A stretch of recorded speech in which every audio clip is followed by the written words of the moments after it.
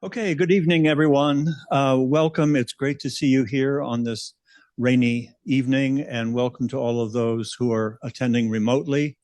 We can't see you, but we know you're there. It's very important that we're here. I don't think I have to convince you that tolerance is a hot button issue right now. We all know how much difficulty and suffering, frankly, intolerance is causing. And we probably, if you're like me, you also probably know some people whose behavior and beliefs you find abhorrent. So there may be some intolerance here with us that we're handling. Tonight, we're going to explore tolerance. We're going to talk about what tolerance means. What does it actually mean? And we're going to talk about dialogues. So this tolerance means dialogues can mean two things. It can mean the practice of tolerance involves having dialogues, having conversations, or we can have a dialogue about what tolerance means. So it's a very interesting way that they've titled this event. I'm glad to see you all here. I hope that we will each learn something from each other and that we will all teach each other something. That's why we're here. That's what we do at St. Mary's. We're going to begin with, I'm going to tell you now the sequence of events so you know you don't have a program, you can tell how things are going to unfold. We will begin with opening remarks by Professor Barbara McGraw, the director of St. Mary's Center for Engaged Religious Pluralism. She is a renowned scholar on religion in public life and author of a well-known book called Recovering America's Sacred Ground, Public Religion and Pursuit of the Good in a Pluralistic America. Then we will hear from tonight's two visiting discussion catalysts. Professor Robin Fretwell Wilson is the founder and director of the Tolerance Means Dialogues program, and she holds the Mildred Van Voorhis Jones Chair in Law at the University of Illinois College of Law. She's published at least 20 books, last time I looked, on a wide range of legal topics. Next, we will hear from Shannon Minter, legal director of the National Center for Lesbian Rights. His honors include being named California Lawyer of the Year by California Lawyer, and also being named one of 6 Lawyers of the Year by Lawyers USA, highly regarded legal practitioner. Then we will hear from our 3 winning essayists who've written prize-winning, scholarship-winning comments on tolerance. Normally, we award 2, but the readers of these essays decided that 2 was just not enough, and so they've awarded 3, which, as we already know, shows that St. Mary's students can write. So they will read their essays for us. Anthony Cambos is an undergraduate. He's majoring in politics. Nash Anderson is studying for an MA in leadership, and Connor Lutkin is studying for an MA in creative writing. After we hear their essays, we will open it up for discussion, questions and answers, comments, remarks from all of us. We are now going to be, from that point on, in an open conversation. Those attending remotely can tweet their comments. And at the very end, 2 students will be chosen at random to receive a social media engagement prize of $250 each. So without, sorry, 1. Okay, so 1 lucky winner.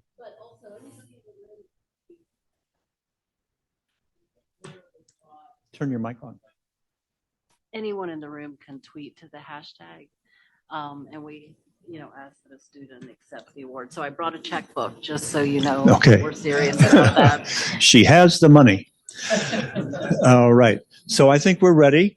If you have your popcorn and your cookies, fasten your seatbelts, and let's welcome Barbara McGraw to get things started.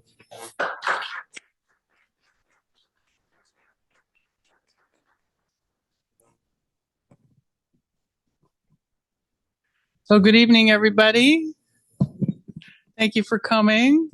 It's great to see my smiling students here and friends. And thank you for having me.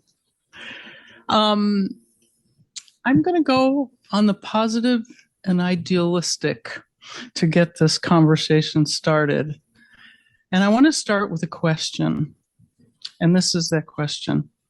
Why do we have a right to be free? Most people don't actually have an answer to that question. You know, they think about it and they think, well, isn't that just how it is? You know, don't we just assume that? And I want to say that for Americans, there's something very deep at work in the answer to that question. At first blush, if you look at the First Amendment to the Constitution, you see a list of rights. We know those, right? Freedom of religion, including no establishment of religion, freedom of speech, freedom of the press, freedom to assemble, freedom to petition the government if you have a grievance. And most people, including most of the experts, that's what they see, a list. But when one looks at the First Amendment in total, as a whole, it becomes clear that it's much more than a list of rights, with religion as a focus of two of them. And so let's start with that word religion. It actually didn't have that narrow meaning that we think of today. Today we think of religion as an institution, and then people belong to it, and they have certain beliefs and practices that bind them to that institution.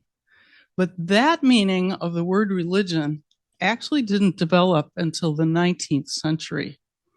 In the 18th century, when the founders put it in the Constitution, it had a broader and more personal meaning. It meant a system of beliefs, or, in the language of the time, one's own personal piety. Something more akin to conscience. And as a matter of fact, at the time of the founding, many in that era referred to the First Amendment and those rights as the rights of conscience. George Washington referred to it as the rights of conscience. George Mason, James Madison, and others. And those rights of conscience have a purpose that truth ought to shift for herself, in the language of John Locke, who was very much an influence on the founders at the time. Shift for herself. And so what did that mean? It meant that no one should dictate the truth. Liberty, actually, in search of the truth, was actually tied to deliberation in society.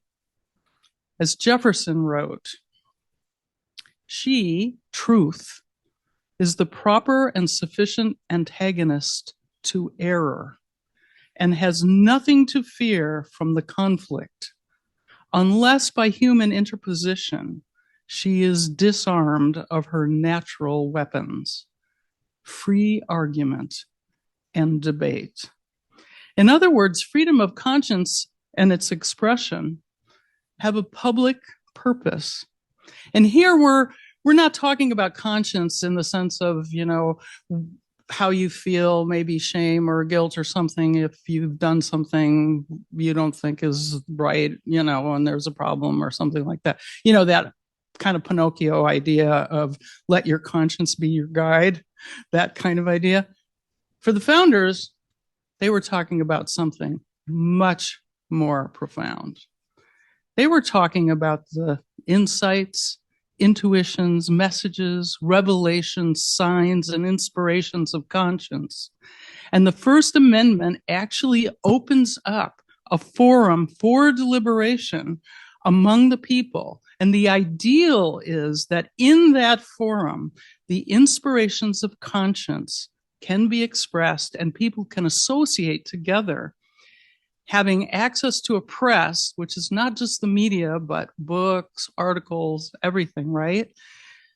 That has the honor and duty to inform the people, and then everyone openly makes their voices heard. And then the people are to deliberate together in that ideal, always with an eye to preserving the liberty that makes all the conversations possible in the first place. And that is why dialogue with one another is more than a right. It's a sacred obligation. So let's reclaim the reason for our freedom, to listen to the inspirations of conscience, and then in the First Amendment's open forum and free forum, let's deliberate together to fulfill liberty's purpose, to search together for the true and the good and the beautiful. The recognition of this is the larger mission for the Center for Engaged Religious Pluralism. And it's reflected in St. Mary's College's commitment to our students that through our liberty, in dialogue with each other, we can all take part in making a better world together. Thank you.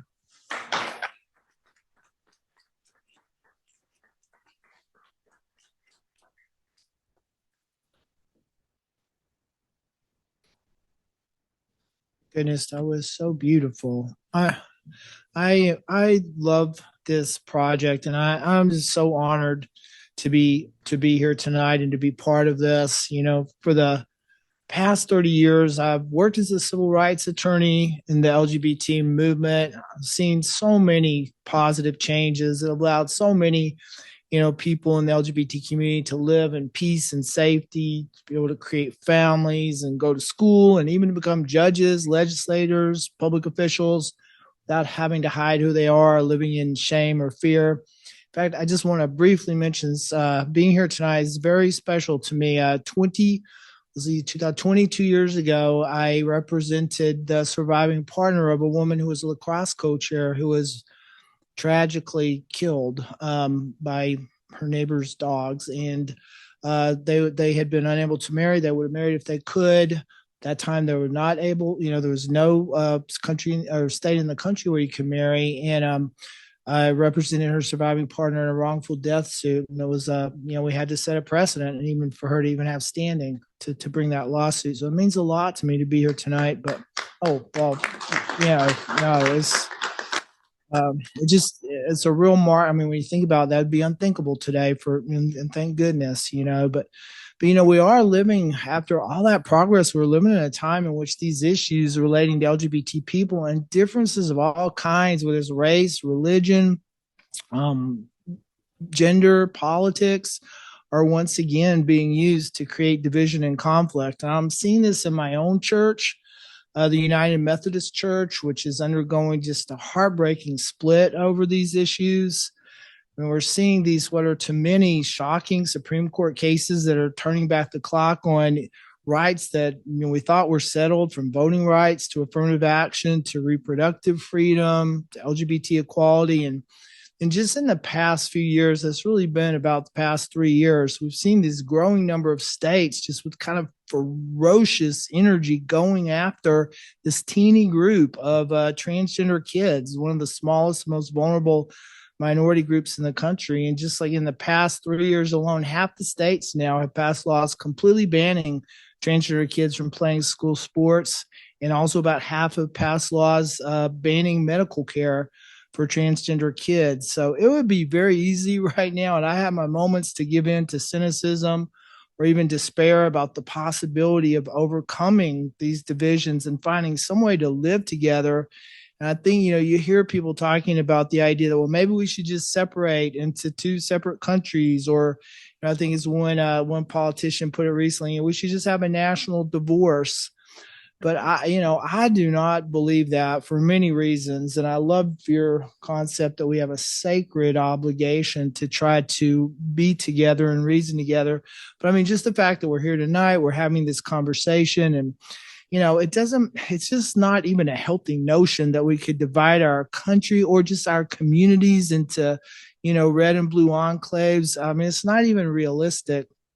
And that's really, really true, maybe especially true, I'm not sure, for LGBT issues, because, you have to remember, where do LGBT people come from? LGBT kids grow up in conservative families and communities, and they're going to have those families and be affected by those communities for the rest of their lives.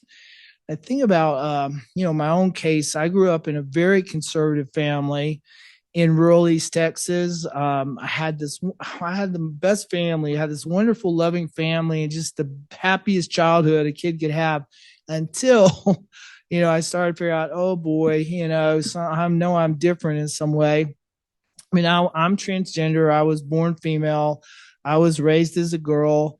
And when I was a child, I didn't know anything about transgender people. My parents certainly didn't. I just knew that I was different. I was really suffering and trying to figure things out. When my parents found out that I was, part of the LGBT community, they were very punitive, unsupportive. I know now that my parents love me, and they were just doing the best they could, trying to protect me from growing up to have an identity that they thought would be harmful to me. But, my experience as a child was literally that one day my parents loved me, and they found out this thing about me, and the next day they didn't. And, which is, a hard thing to deal with as a child. And at the same time, I was being harassed at school really badly, not just verbally, but physically. Anyway, the one person who reached out to me and just saw that I was really lost and struggling and hurt was my high school government teacher, Mr. Jackson. He was a deeply conservative Christian man who believed that being a gay or LGBT was a very serious sin. But he met with me every morning before school to talk to me, make sure I was okay. He treated me with so much kindness and respect. And I mean, to this day, I truly believe that if it weren't for him, I really don't think I would have. I just don't think I would have made it. And that experience has really carried that with me. It's made me realize that we really just should never assume that there's some unbridgeable gulf between LGBT people and conservative religious people or communities. I mean, it's far from it. I mean, really the only thing lacking, but it's a big thing, is often just the courage to engage and to really listen to and try to understand one another. And, we don't have to agree on everything to care for one another, to try to live together peacefully. I want to say Professor Wilson is going to talk about some, I think some positive developments in the States, but I want to just mention one, I think, very encouraging recent example, kind of a miraculous one, especially when you think about how difficult a time Congress is having right now. No, they're doing anything really, but just this past year, Congress enacted, President Biden signed into law a bipartisan measure called the Respect for Marriage Act. It did two things. I mean, the act established that no matter what happens with the Supreme Court, because there's some question now about would the current court possibly go back, reverse marriage equality in whole or in part, no matter what they do, there is now a federal law that says the federal government and other states have to recognize marriages that are validly entered into in any state in the country. And then the second thing that law did is provide very important protections for religious liberty, is particularly for people who have religious beliefs that marriage is between a man and a woman. So that was really, I mean, this was a stunning achievement, just an amazing example that we can still bridge divide. We can bring together. It brought together groups on the one hand who care about civil rights, marriage equality, groups on the other side who care really deeply about religious freedom. And I mean, these are worlds that do not often mix. Let me just put it that way.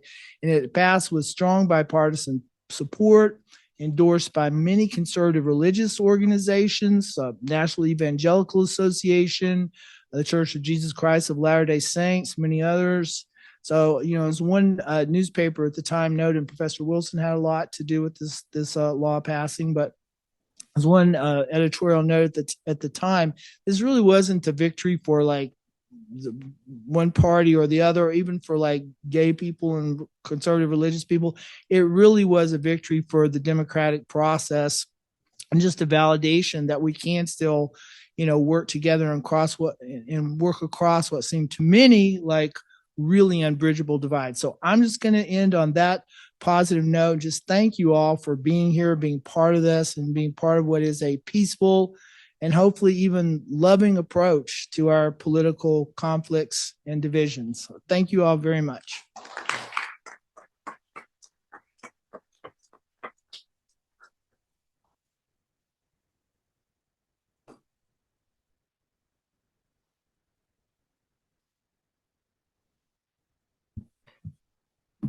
First, just let me say how beautiful these remarks have been. I'm going to be the pointy-headed academic and talk about a substantive issue in the hopes of convincing you that even where we seem radically divided, we can find common ground. And I think it's exactly these kinds of dialogues that let us do that. But first, let me make a pitch for that $250 social media engagement prize. You'll see me looking at my phone because I will be picking questions off of that Twitter feed. And then the person, our executive director, will randomly select one person for that prize, and I'll announce it at the end. We do ask that students accept the prize, but it's an honor code. So, do as you will. Okay, so I first should thank Templeton Religion Trust for supporting this dialogue on tolerance. And I especially want to thank Professor McGraw and Professor Wolpert and Shannon, but also these three amazing essayists. You're going to see at the end that they are going to smoke all of us in terms of what they have to add to this. So they have amazing, awesome essays. The tolerance means dialogues are premised on the fact that we live in a world that has people with very different interests and needs, and that we bump up against each other. And we often find common needs, and that can itself forge common ground. So our cultural wars essentially run like this. You've seen these colliding trains that seems like a train wreck every time you read the newspaper.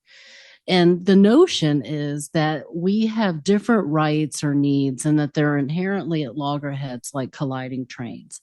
Now, I just think that's wrong. I think civil rights are like puzzle pieces.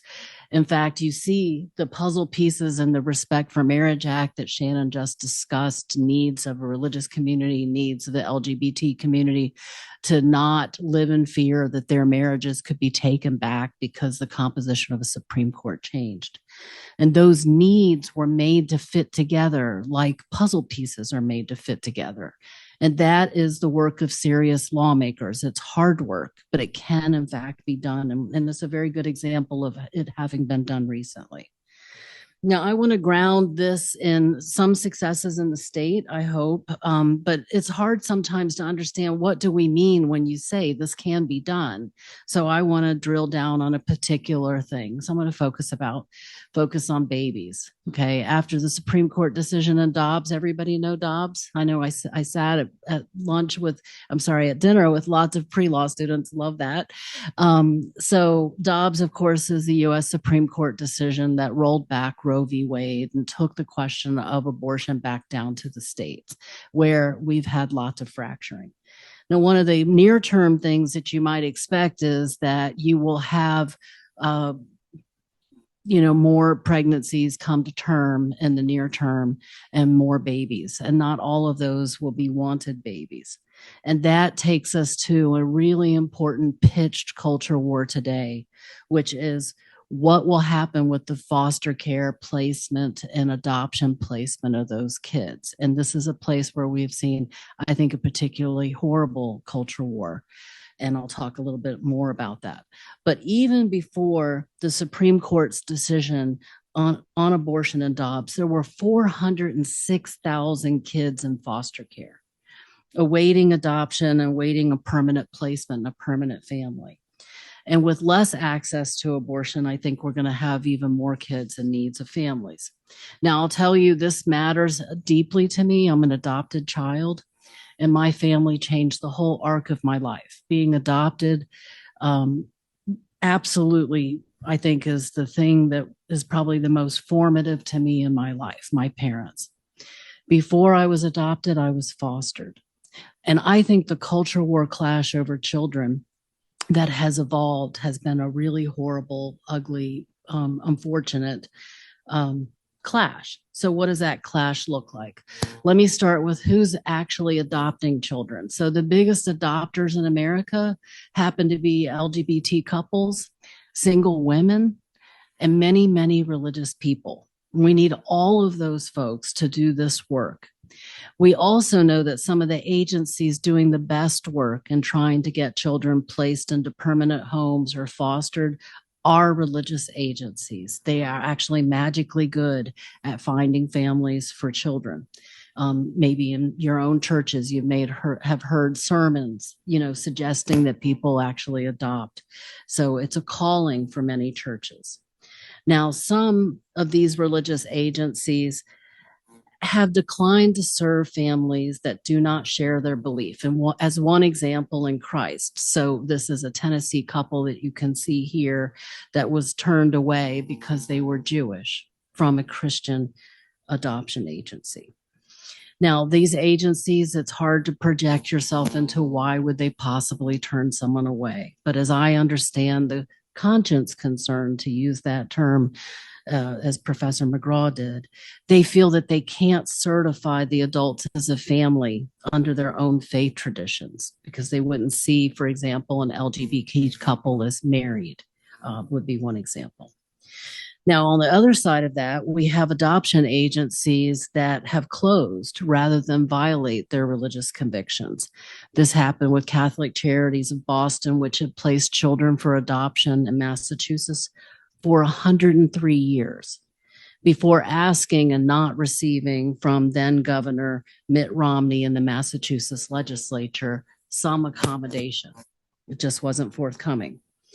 And one core challenge that this has is to the administrative state itself, this idea of fracturing, because so much of the services that the state provides to its people are done through faith-based organizations. They're part of that tissue of our society that I think if we blotted it out, it would be self-defeating in many ways. Now, as you can imagine, just from this short recitation, we have nothing but a set of dueling claims of discrimination.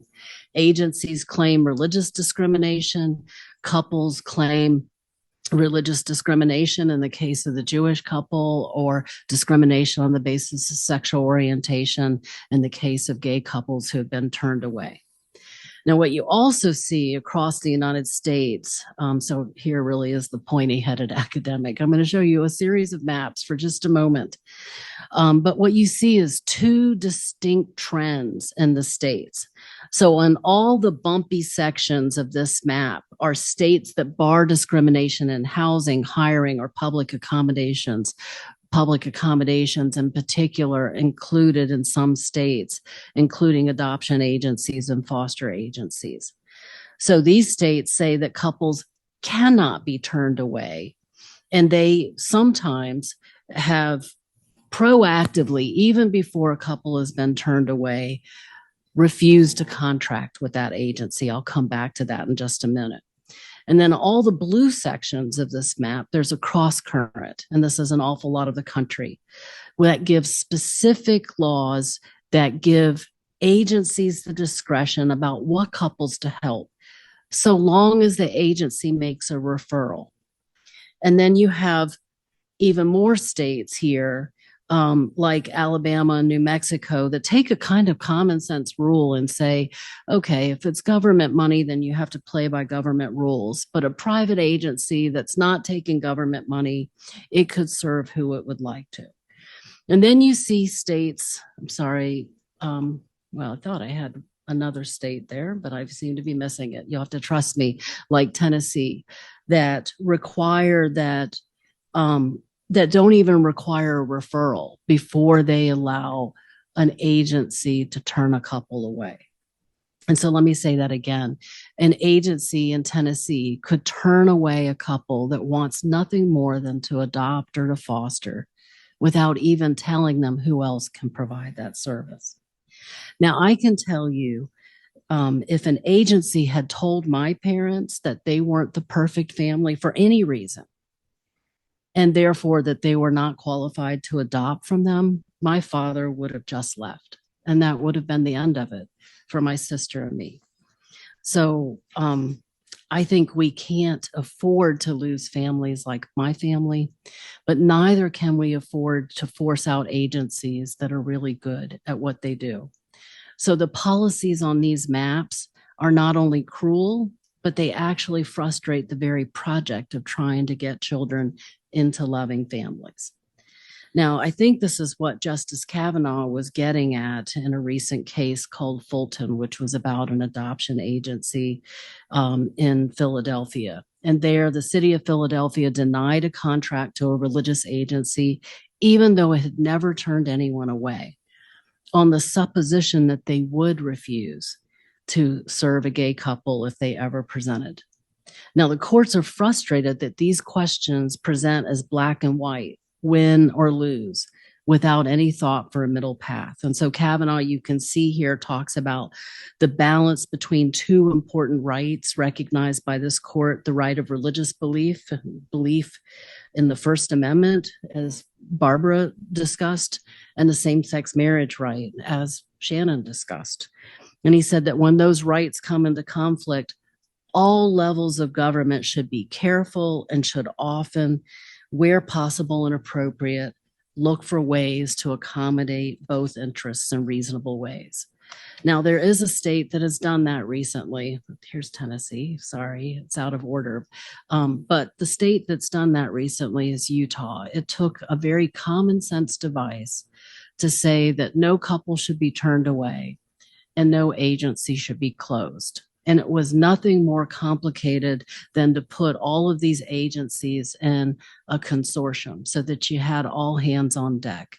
And so just like you see these frogs huddled under a leaf, all of the agencies are part of the same consortium. Anybody presenting and asking for help, as my parents did, would present to the consortium, and somewhere in that consortium is an agency that serves all people. And the state's obligated to make sure that under that umbrella are agencies that can serve all qualified couples. Now, across many issues, I think lawmakers want to account for everyone's rights and interests, but it's not always apparent to them how to thread that needle. And in this case, it was possible to have it both ways, so that kids and families and agencies are all the winners at the end of the day. So I have one last thing to say, which is a great thank you to Steve. You're here.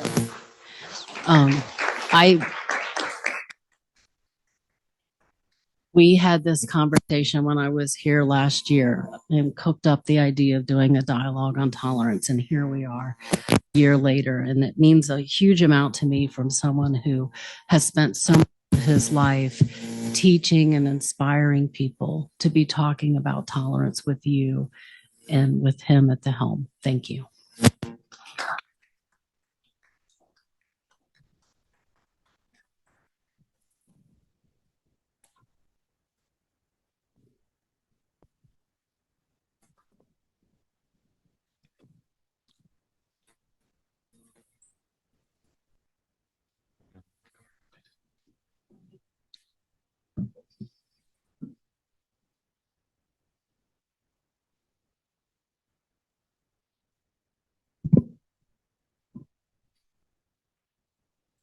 So here is my winning essay for the scholarship. Here it goes. People often fear discussing politics at dinner tables or workplaces, and society has deemed it taboo. A pervasive fear surrounds the topic of politics, as people believe that talking about it will lead to controversy and arguments between friends and family. Many may not realize it, but it is ingrained in our society that politics equates to anger and hate. The mere mention of the word politics has built such a negative connotation that it attracts fearful glances, anticipating what might follow. Hate rushes through people's emotions when they hear someone oppose their views. On this very campus, I've witnessed firsthand the impact of political discussions on people and a hostility that I never thought I'd see in person. When Roe v. Wade was overturned, the United States descended into a chaos, a protest, and uproar. St. Mary's was no exception to this. I will never forget the day when a student club was tabling about pro-life ideas and was confronted by pro-choice students. The confrontation escalated immediately. There was no friendliness, no compromise. They viewed each other as enemies, dehumanizing one another. Flags were torn and stolen, and the quad resounded with yelling and hateful words. I was shocked, and so was much of the school. After that day, I decided I wanted to do something to prevent such incidents from happening on this campus again. Then, in perfect timing, Bridge USA falls into my lap. Bridge USA is a nonprofit organization that creates spaces on college campuses for open discussion between students about political issues. With their help, Andrew Melendez and I established something new, but truly necessary on this campus. A safe space where people can engage in humanizing decisions or discussions about politics. When we attempted to start our chapter, we encountered skepticism, with people thinking we were a pro-life, pro-Republican club. With this assumption, some sought to have our club denied for fears of ideas that we might spread. Yet our chapter was founded entirely with the goal of breaking the society connotations of politics, aiming to eliminate hate, arguments, and fear that comes with it. Through our actions, we bridged a divide that was previously unknown to me. Staunch conservatives and even stauncher liberals engaged in meaningful conversations. These discussions became opportunities to listen, truly listen rather than just respond. That is tolerance. Tolerance means humanizing your opposition, engaging in conversations instead of arguments with those who oppose your beliefs. It doesn't mean becoming best friends with them. The true purpose is endeavoring to meet at a place of understanding. How can you achieve that if all you see is a faction, a set of beliefs, or opposition? Instead of seeing them as, well, a person. It all starts with asking why. Why do Republicans believe in certain things? Why do Democrats support specific policies? Let's talk about it. Even as we begin to play with the idea of fostering tolerance within our campus, tolerance must be taught through action and advocacy of understanding. None of us alone can bring tolerance to this campus, but it is the populace, it is us together as a whole that can forge a tolerant society through the humanization of those who may consider opposition. Thank you.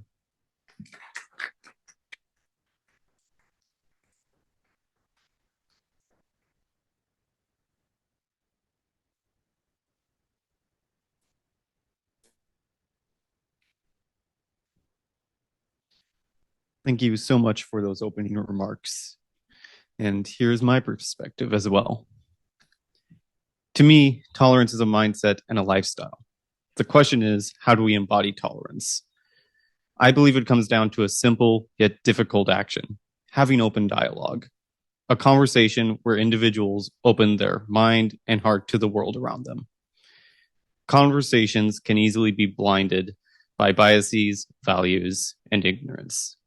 These divisions lead to individuals and groups not understanding, others not listening, or being excluded, which perpetuate injustices around the globe for many communities. However, listening and learning from the world requires guiding principles in fostering this essential connection. I found the most effective standards known as Brave Space while working at the St. Mary's Intercultural Center for several years on several events. The first principle is known as controversy with civility. This phrase indicates there are numerous diverse perspectives on a single subject, many of which hold some value or validity. Even though individuals or groups may not share the same perspective, everyone tries understanding why these differences, similarities, and intersections exist. The second principle is owning your intention and your impact. What a person says or does has an impact on the world they may not have intended. The important thing is owning the intention and impact while learning from it, decreasing the chance of repeating the same divide in the future. The third is challenge by choice, referring to how all people participate in discussions and events differently. But it is important for everyone to get out of their comfort zones so that many voices can be heard. If someone is usually quiet, they should speak more often. If a person talks most of the time in a conversation, maybe take a step back and listen. These personal participation regulations allow potentially unheard ideas to have time in the space.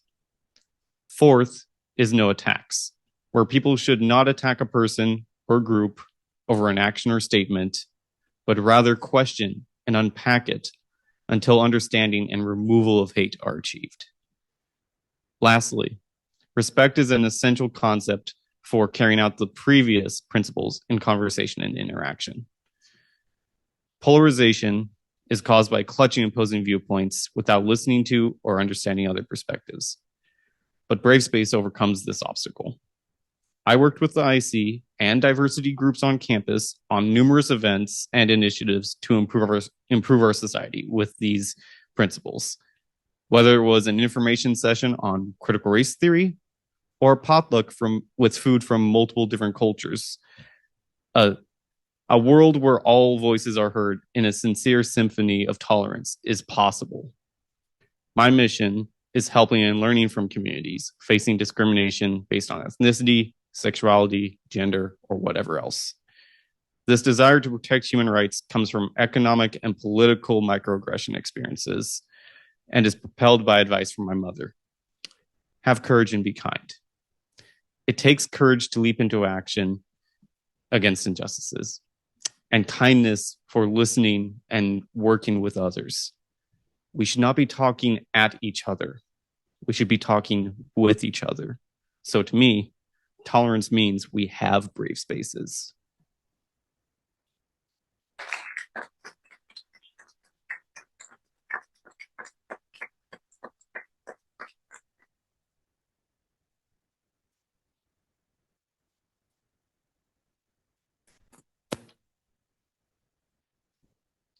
Might have to do a bit of slouching just to get close enough to the mic.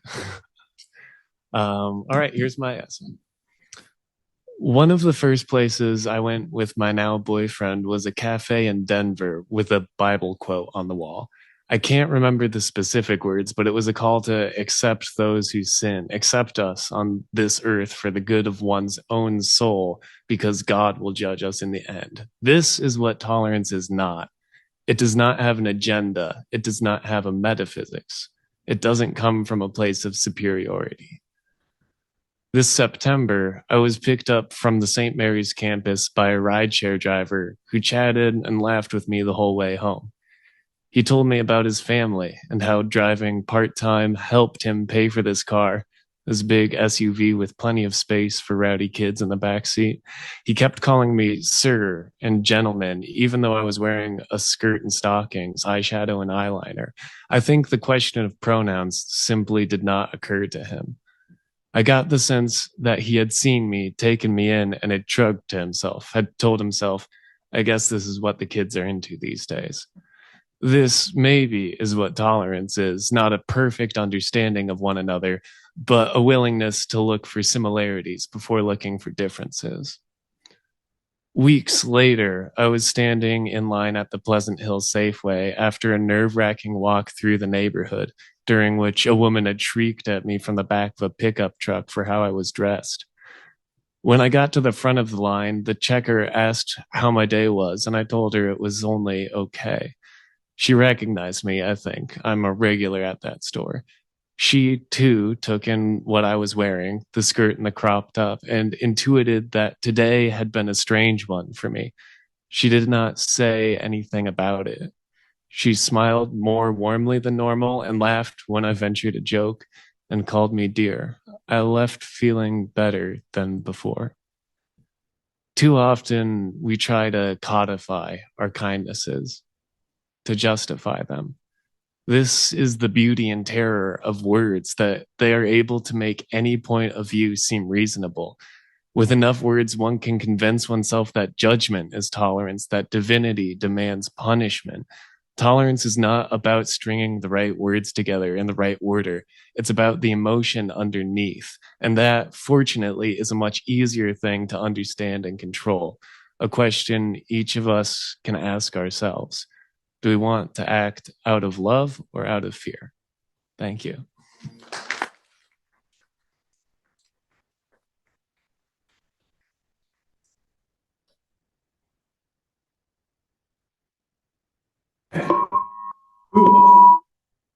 All right, now it's time for discussion, conversation. It's a custom here at St. Mary's that a student usually gets the honor of going first. So if we have someone who's brave enough to be the first penguin off the iceberg, just raise your hand and let us know if you have a question, a comment, a thought, or a concern. So who wants to go first?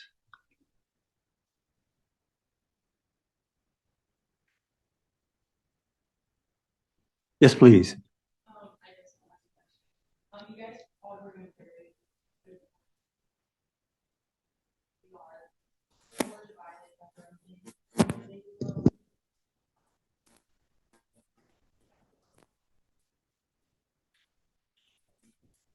Like such as religion and the LGBTQ community, everything. I guess my question is, if you were in office, like, what would be like a program, or like not just, sorry, that's the wrong word. Something that you would try and implement to make everyone come together and, you know, have this idea back that we can come to a consensus on things. So I guess what is one of the ways that you guys would try to implement in society to make that happen? Thank you. Great question. We need to turn on our mics if we're going to respond. Go ahead. I think I wouldn't implement a policy per se, but what I would do is try and I think what divides us the most, a lot of it is what we see on the media. You know, the media is so biased, and they're all controlled by like the same families and such. And so whatever the family wants, that's going to be put out. So I think pumping out something that's non-biased, that gives it the real news and shows us that the world isn't just all radical left or radical right, but everyone, like a lot of people believe the same thing. I'll agree on the same ideas, but because of what the media pumps out, it makes it seem as if that's what we don't. And so I think giving something that shows the truth and shows what is right there in front of us will really help us in general.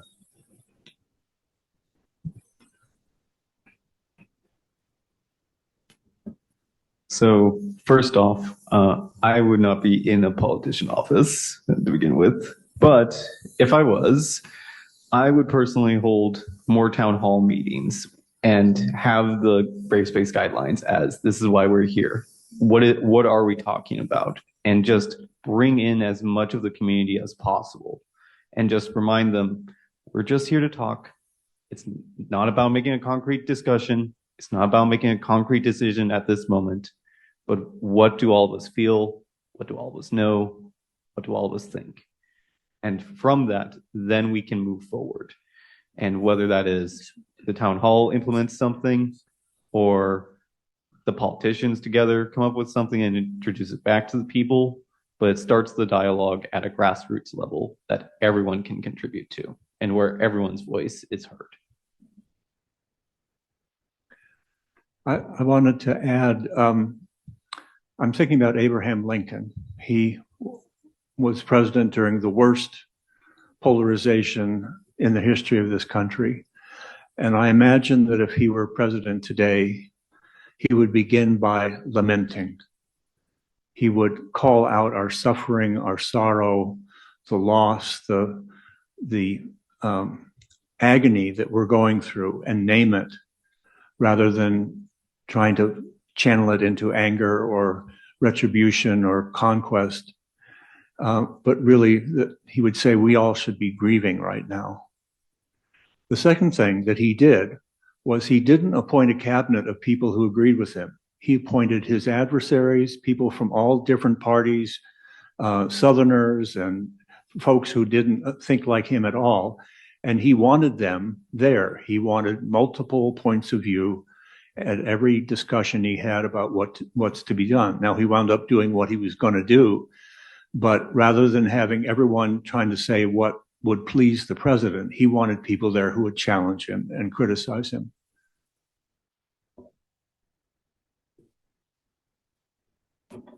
Yes. Hi, my name is Rebecca Carranza. I also have a question. So I feel like tolerance isn't just about legislation or policies or just simple things that we can change, but how can we have a cultural shift? How can we change the reality in which everyone walks in every day?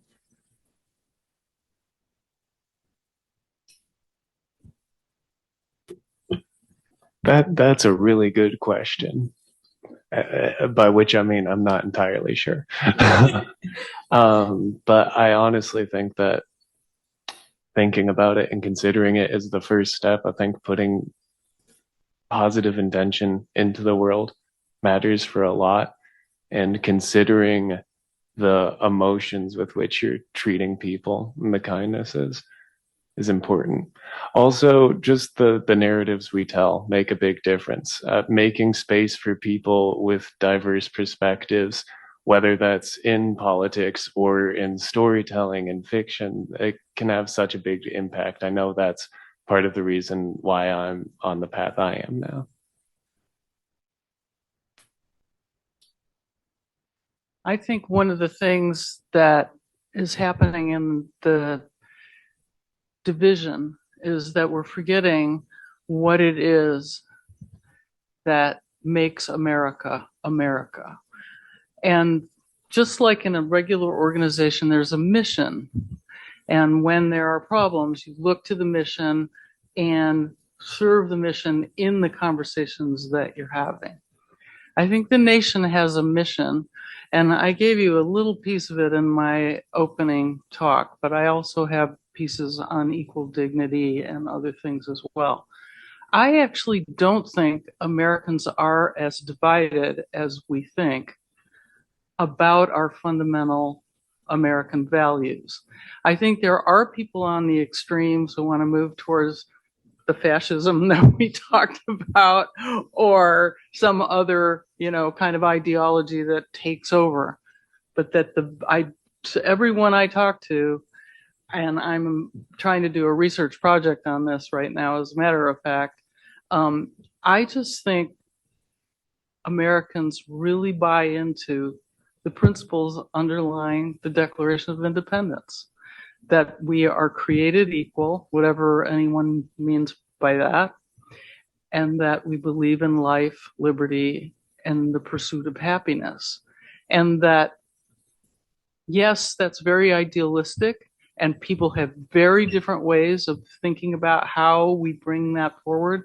But I do think that if we could have a movement where we called people back to that ground, and we centered our conversations there to serve that mission, that we wouldn't uproot the conversations that we're having from what I call our sacred ground.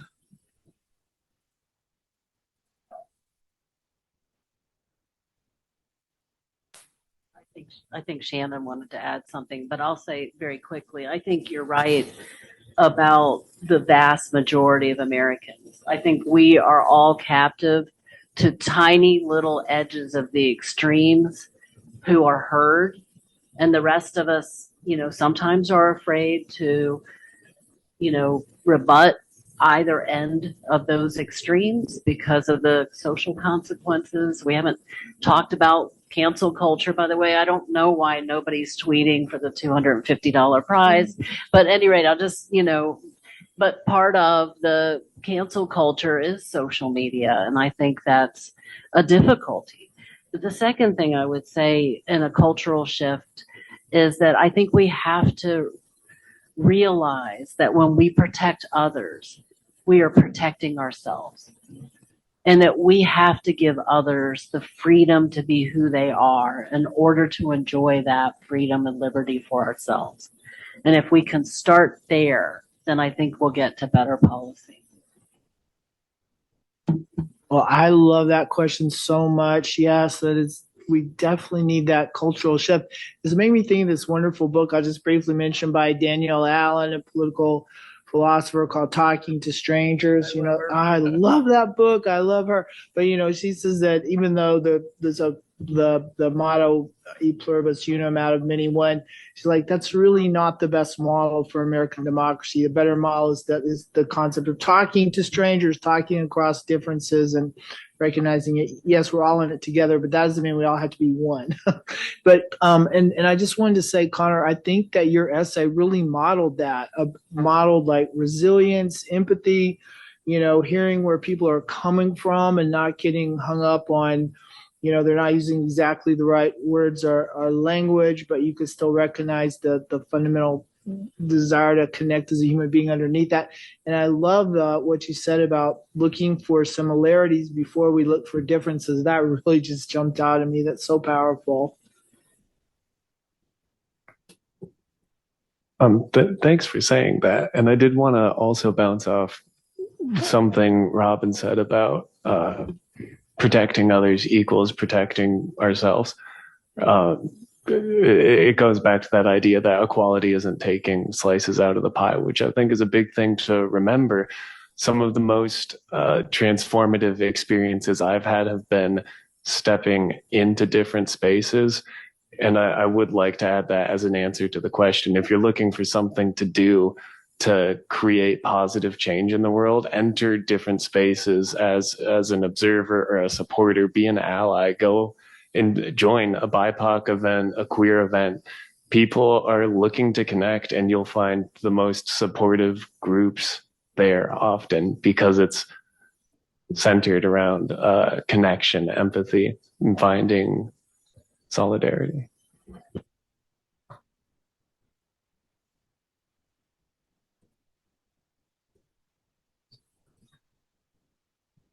I have a couple of comments, not questions, but thank you. This is just a delightful evening in so many ways. And one, I wanted to just give one thought out about the kind of the cultural shift.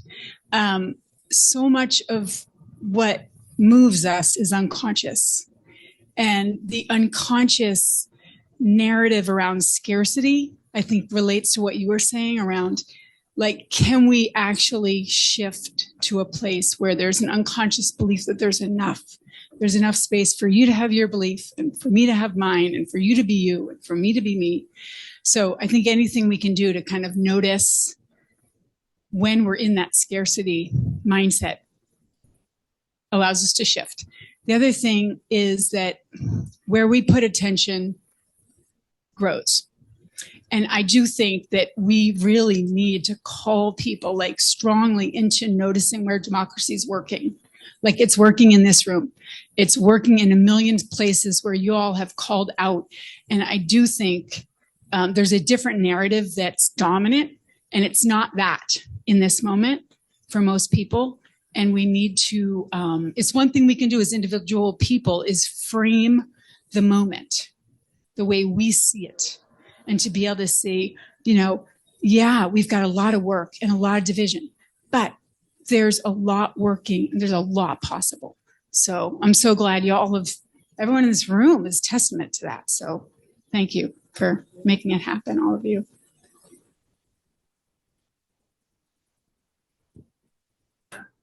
I'd like to maybe make it a little more difficult.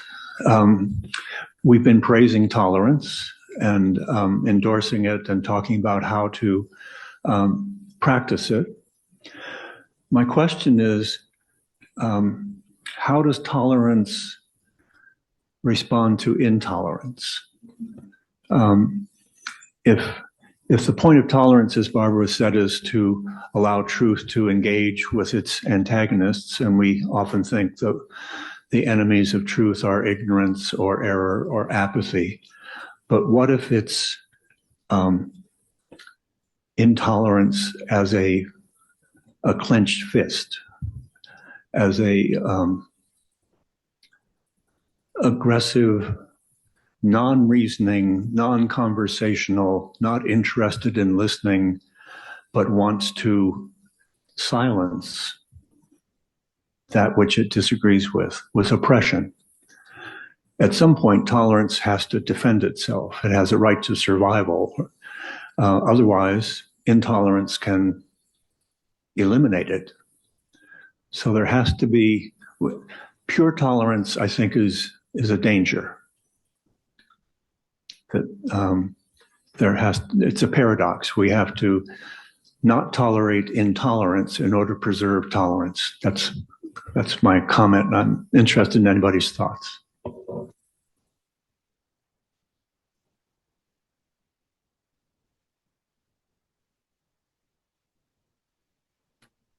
I think you're talking about when intolerance is actually stepping on others as opposed to there's somebody over there who's intolerant, right? Yeah. Right. We're coming to get you. We're coming to get you. Well, that's where we come to those fundamental values. And I don't know if the word tolerance captures in this particular situation, but one of those fundamental values is your freedom ends at my nose, right? And when that happens, that's why we'll have laws that hold, which you know more than anybody. I'm not speaking to somebody, you're the expert here, right? And so what we're doing then is not so much, it is ending up preserving tolerance, but it's also preserving that liberty. And when we focus on that, I think it becomes clearer how to manage those who want to step their freedom beyond my nose, so to speak. And then, like if they punch you out, they go to jail. Please. I think it's the art of confidence. And I think that was one of the things that has been lost is this understanding that there is a social good beyond my own wants and needs, that I'm part of a bigger system. And I feel like there's a breakdown, and we talked about this before, about the social contract. And it's understanding how to reevaluate and build upon a social contract that we can all agree upon and say, hey, you know what? I want to have you be you and me be me, like you were talking about, Maura. And how do you get to that point where that you don't feel like you're losing something? You're gaining something even more in the process of understanding how to be one with the other person. So that would be my comment.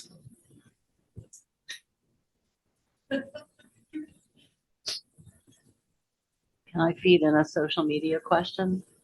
Since we have them, thank you. So first, a comment from Philip. Who's Philip? Awesome. Can I read your comment? Do you mind? Sure. Okay. At Tolerance means such a meaningful and wonderful conversation. Thank you, ma'am. And then a question from Rebecca. What is the best way to preserve tolerance? That's for the whole panel.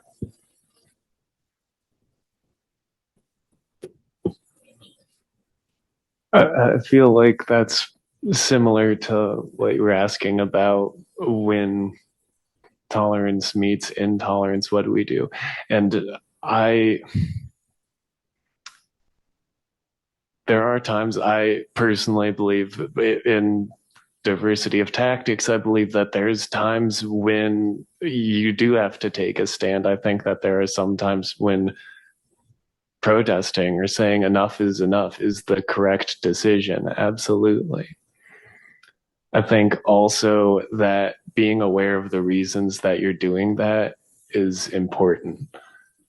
It goes back to the idea, I guess, of acting out of compassion or out of love rather than out of fear, because anger can come from both of those, but the way you're using it is formed, I think, from where it's coming. Thank you for mentioning that. That was actually very similar to what I was thinking as well. But I would also like to add, recenter yourself on why you're doing this to begin with, whether it's a protest or standing up to someone or having a conversation or whatever it is. Why are you here in the first place? Because if you are violating your own values of why you're there in the first place, then you've lost your way. And that is important. And going back to like your example of the protests, if you're protesting a certain decision by the government or police brutality or something else, but then the protest devolves into, you know, you're looting from a store or you're intentionally attacking a cop car, that's not why you're here. You're supposed to be showing them we don't want that from anyone. So again, just like bearing in mind, don't let your emotions get the better of you because intolerance has gotten the better of you.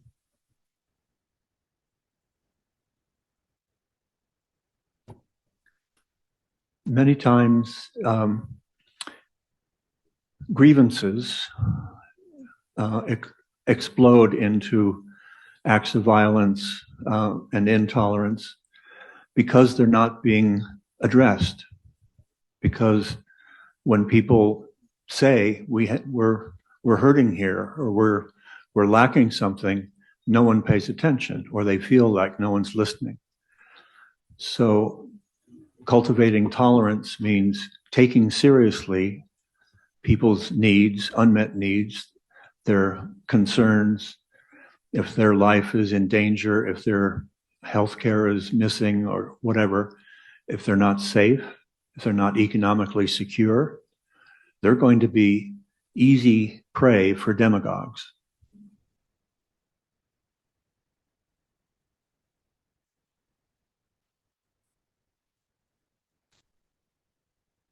Can we take another social media question? I would shift them to you, but I think it would be too complicated. Am I saying your name right? Is it Saifo? Saifo? Saifo. Okay. So great question. Do you think we should talk about tolerance in schools and make it part of the curriculum at schools? My question for you was, do you mean universities or primary school or both? When should you start? That's what you meant. What grade? And then what grade would you start teaching tolerance?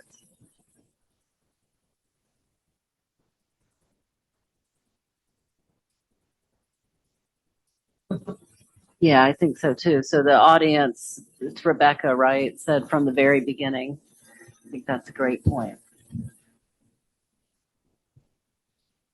Hi, my name's Kiana Prentice. I'm actually in Professor McGraw's political theory class. I think it's really important to start from the very beginning. I think from personal experience, my parents I'm from a biracial family of immigrant parents who both are not American, and they learned to tolerate each other's differing cultures. So I think the way I grew up, I learned to tolerate differing opinions, and my dad is very Catholic. My mom is open to any religion at all, and their tolerance of each other, despite their differing backgrounds, despite how very traditional they grew up, especially in Asian cultures and Latin cultures, it's not very common that you see either cultures mingle with each other, even get married and start a family in the United States. So I think starting from the very beginning, I was taught, my parents weren't afraid of exposing me to controversial topics from a young age because they trusted that I would be able to, I guess, deal with it and understand it. I think if we treat children as adults from a young age, not exposing them to extreme things that would probably harm their mental health, but treating them as if they were mature adults and can make their own decisions, heavily impacts the way they grow up and how they can make their own political decisions when they're older.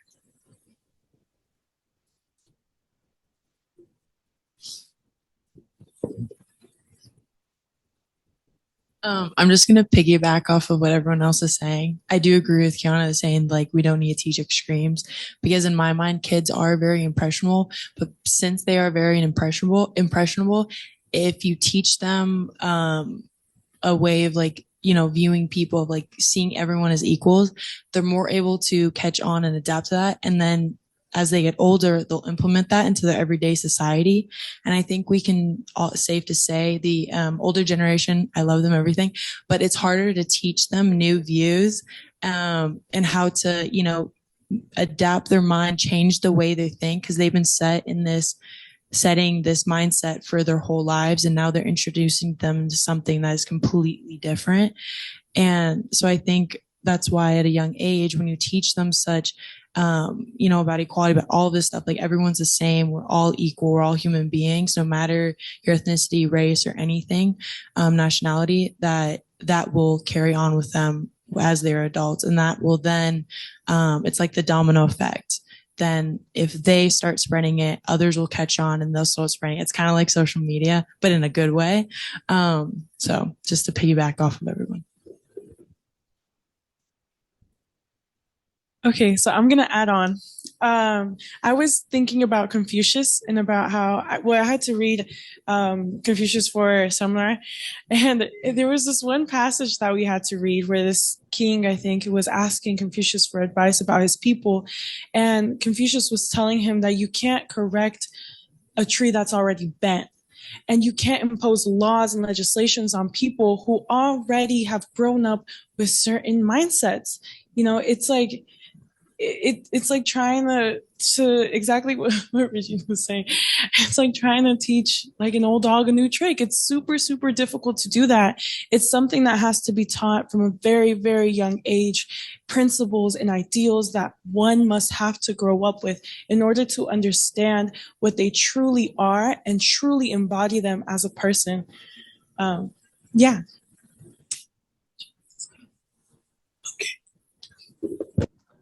I'd like to share a story, a parable about a spiritual seeker who wants to attain liberation and studies all the texts that teach ways of attaining it, attends all the meditation retreats and all the other spiritual practices, and becomes an expert on all of them.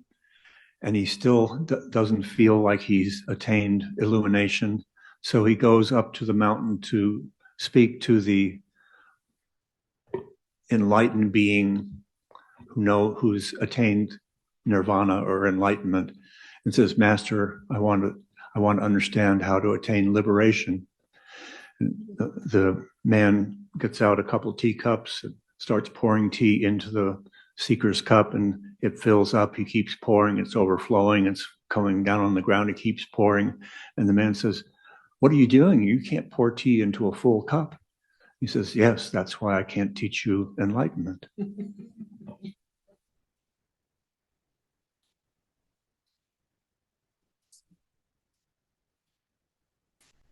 Be taking more questions. Okay. Well, we also can announce a winner at some point too. But Rebecca has a fabulous question. Can intolerance ever be a virtue as much as tolerance?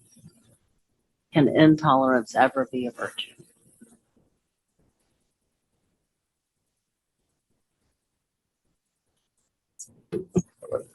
I think yes. I think maybe rarely, but intolerance of intolerance, sure. I would have said intolerance of injustice. I think it matters how you are intolerant. And, you know, Barbara's already outlined the key principle that it's, you know, not inflicting harm. I think we might disagree about instances where you might have to inflict harm in order to battle injustice. But I think we should be intolerant of many things that we see. We should be intolerant of, you know, just to pick a culture war issue, how we bash trans people in this country right now.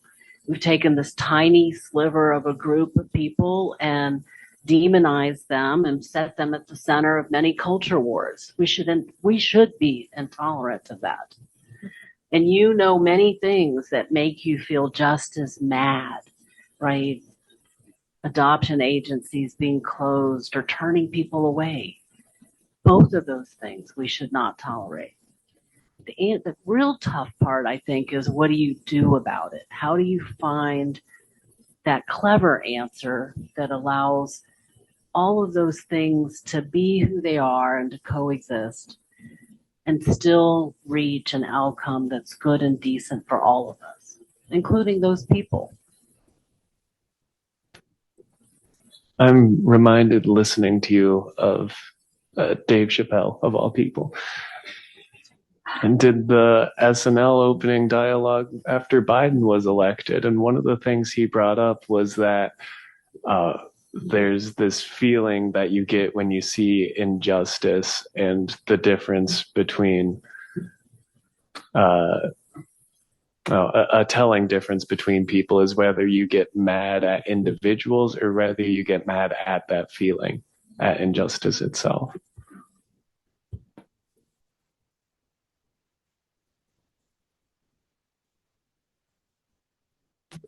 Professor Welper, I think what you said a minute ago about, we really need to listen to people when they say they're hurting or they have needs that aren't being met. I was thinking about your comment about the social contract, and just, it's hard not these days to just think about how fragile peace is, and that we're all sitting here having a peaceful discussion, and what keeps people invested in the democratic process, the judicial process, as opposed to violence, which is the kind of only alternative, is the feeling that even if you're you're temporarily losing, like a law passes that you don't agree with, or you're trying to get a need met through policy and you're not succeeding. This is Daniel Allen's point in Talking to Strangers, that as long as people feel that they're being regarded seriously, that they are being heard, they're being considered as having equal standing, and they can come back another day, that their interests were taken account into whatever the legislative outcome is, even if they're losing at the moment, but that they still count and they can still come back and be heard. But when people lose that, don't have that, and we're just make people feel completely disregarded, that's when the whole kind of fabric starts to unravel. Yeah.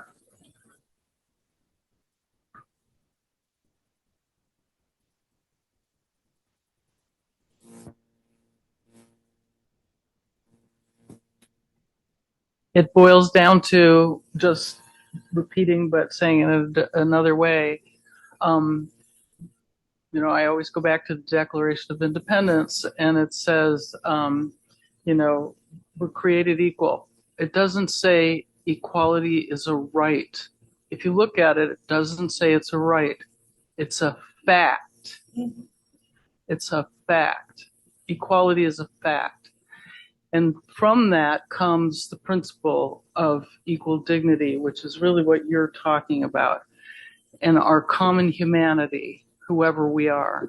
And so even when someone is doing something you think is unjust or unprincipled or potentially harmful, once they move into harm, that's a whole different thing, but potentially harmful, you can still see the humanity in that person. And if you appeal to people through our common humanity, that we all share the same deep needs, the same deep feelings, the same universal experience of life at its foundation.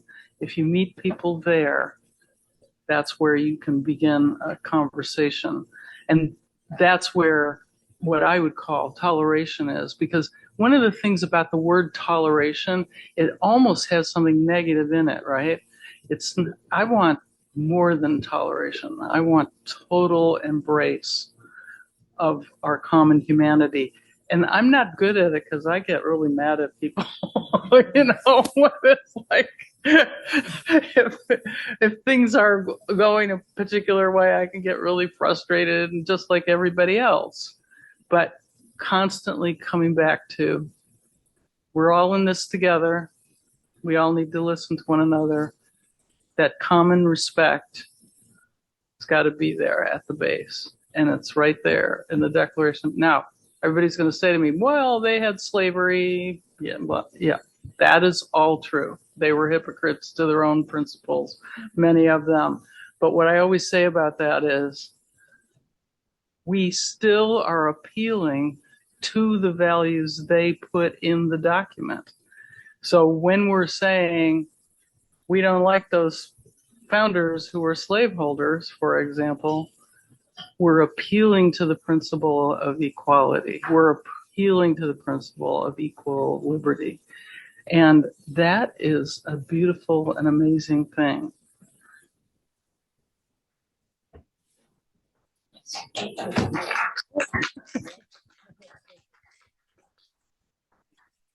I hesitate to follow up after Barbara's eloquent disquisition. I'm thinking back to how we cultivate tolerance, particularly at an early age, where folks are likely to want what they want and not necessarily know what it means to practice tolerance. But we can, I think, encourage curiosity. Curiosity. Why do you think that person said that thing to you? What did you hear that person say? What do you suppose might make someone say that? And if we can have conversations where I come out of it feeling I never thought of it that way before, that's a successful conversation.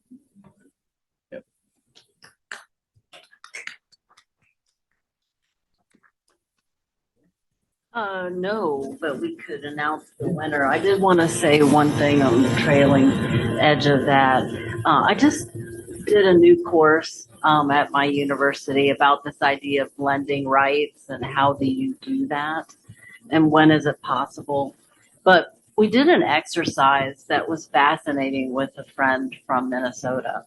And she does this guided discussion with the whole class, asking everybody, what is one thing that you've ever been wrong about?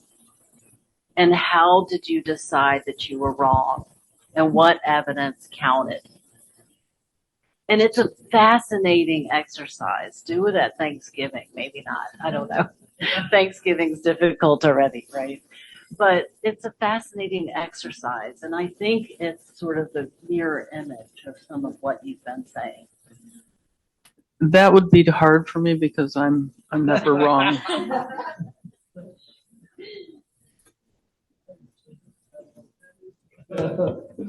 So do we want to announce our winner? Absolutely. It's Rebecca. Now you can take me out to dinner. It literally is a little random number generator for everybody's benefit. But yes, so check. Absolutely. Great questions, everybody. Great comments. Last call. We have time. Who wants to have the penultimate, complete, enlightened takeaway that you've had? Anybody? Or a question that remains unanswered? Is there something that you're saying, it didn't really come to terms with this? We don't want to necessarily end on a note of satisfaction. We should be engaging in self-criticism while we're doing this. So anyone want to? Yeah, please. I'm only doing this because of Rebecca. My question was, how do we enforce tolerance without forcing our views upon others and restricting their constitutional rights? Going back to religion, I'm a Catholic, and me and my brother have had the exact same conversation about the adoption agencies. We're saying that in our religion, most people are pro-life. They're, they want to give those children off to Catholic families, but, those children still need families. And who are they to base those child not to give them the loving family that they need? So it's just kind of like a context to that. But so my question is, how do you enforce tolerance without, what was my question? Oh my gosh, I'm so sorry. Without without forcing their views upon others. Sorry, that was a bad. I think it starts with just humanizing each other. You know, it's seeing each other as human. We may not need to. I think even with tolerance, we don't need to force any like opinions or views on anybody. It's about just understanding each other and finding that like that that middle line. You know, that line that we are all human, and as such, we should see each other as human. Because without that, that becomes intolerance. You know, it becomes seeing them as more like, as I mentioned in my speech, it's like it's a more of a set of beliefs, and and when you humanize each other, you find that tolerance and you find that understanding to realize that yes, they may believe something else other than me, but and I may believe something complete opposite of them, but we're all human and we're all together in this. And I'll take a stab at that. I think the basic theory, sorry, I think Siri's listening in. I don't want her to comment. No, I think the basic idea is that we have to give each other elbow room to coexist. And that many times in the culture war, people are making parallel claims. So a religious person wants authentically to be themselves in public and in private, not just in private. It's not a thin right. It's not the right to worship. It is the right to be. And for LGBT people who are often, put in positions of clash with these religious folks, they want the exact same thing. It's not like they can just shed their sexuality at the door like a pair of jeans, right? It's all the way through, and they want authentically to be themselves in public and private. And I think if you can tap into that, the feeling from both groups that have been pitted against each other, oftentimes by government, oftentimes with no reason. If you can talk at that level, then you can help them find a space to leave for the other one. Because that's the trick. They need to want to leave the space for the other one. And when it comes to the adoption agencies, I think an important thing that comes out of sort of intersectional thinking isn't just an identity. It's not just that we have multiple identities. We have multiple commitments, and often at the middle of these is the exact same commitment. So every single person I talked to wanted those children to have the kind of home that I had. They all agreed about that. Many of them wanted to do that themselves. They wanted to be able to adopt and were really harmed and wounded by somebody telling them that they were not the perfect family or go there, go to this other place. And the agencies that I talked to absolutely believed the convictions that you described, that they believe they are doing right by placing children in families that share their belief system. And we don't want to stamp that out. So the key is, how do you get both of them to realize that they want the exact same thing for children? And then how do you chart a path to that for both of them?